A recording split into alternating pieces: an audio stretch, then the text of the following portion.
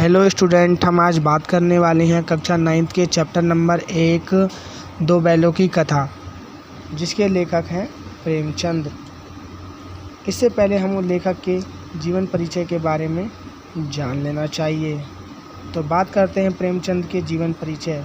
तो इनका जन्म 1880 में बनारस के लमाई नामक गांव में हुआ था।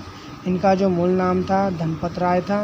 बीए की परीक्षा प्राप्त करने के बाद नौकरी कर ली, परंतु असहयोग आंदोलन में सक्रिय भाग लेने के लिए नौकरी को त्यागपत्र दे दिया और लेखन कार्य में लग गए। सन 1989 में इन महान कथाकार का देहांत हो गया।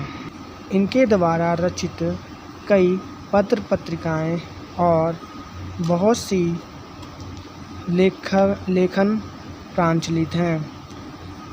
तो जैसे कि रंगभूमि, सेवा सदन, कार्यकलाप, गोदान, कर्मभूमि, इनके उपन्यास है सेवा सदन, प्रेम सरम, रंगभूमि, कार्यकल्प, निर्मला, गबन, कर्मभूमि, गोदावरी। तो अब चालू करते हैं वीडियो की तरफ।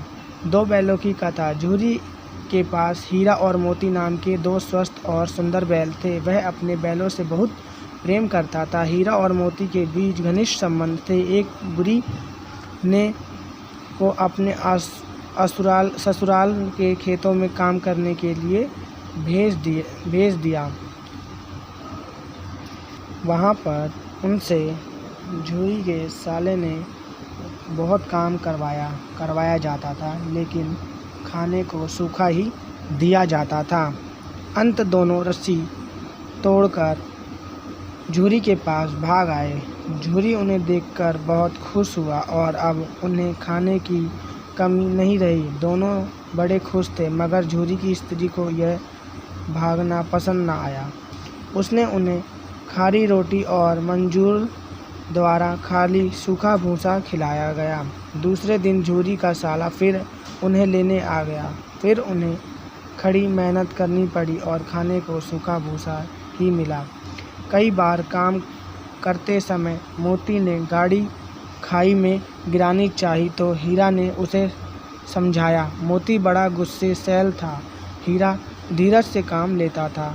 हीरा की नाक पर जब खूब डंडे बरसाए गए तो मोती गुस्से से हल लेकर भागा, पर गले में बड़ी रस्सियों के कारण उसे छोड़ दिया। कभी कभी उन्हें खूब मारा पीटा भी जाता था। इस तरह दोनों को हालत बहुत ख़राब हो गई थी।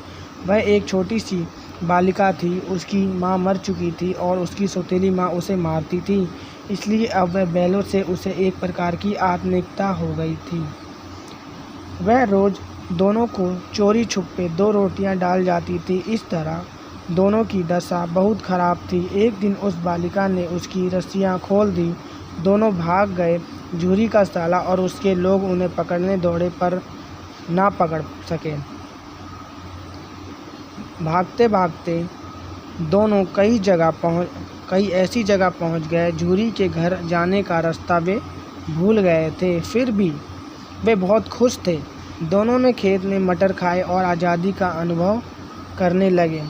फिर एक सांड ने उनके पीछे लग गया। दोनों ने मिलकर उसे मार भगाया, लेकिन खेत में चरते समय मालिक आ गया। मोती को फंसा देखकर हीरा भी खुद आ फंसा। दोनों काजी हाउस में बंद कर दिए गए। वहाँ और भी जानवर बंद थे। सबकी हालत बहुत ख़राब थी।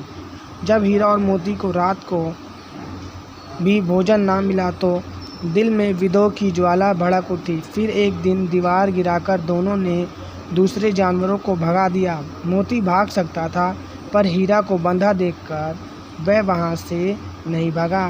काजी हाउस के मालिक को पता लगने पर उसने मोती की खूब मरम्मत की और उसे मोटी रस्सी से बांध दिया। 1 सप्ताह बाद काजी हाउस के मालिक ने जानवरों को कसाई के हाथों बेच दिया।